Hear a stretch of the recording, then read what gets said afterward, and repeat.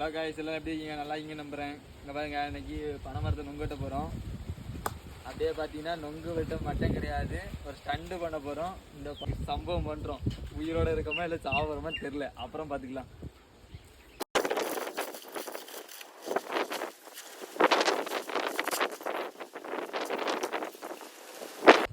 Right, இது ஒரு பைத்தியமாயிட்டு இந்த மரத்துலேருந்து அந்த மரத்துக்கு மேலேருந்தே தாவ போகிறானா. ஓகே, எல்லாரும் ஆர்ஐபி போஸ்டோட ரெடியாக இருங்க.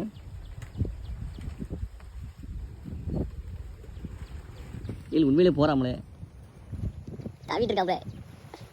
இல்லை இடையில ஒரு இலை இழந்தாலும்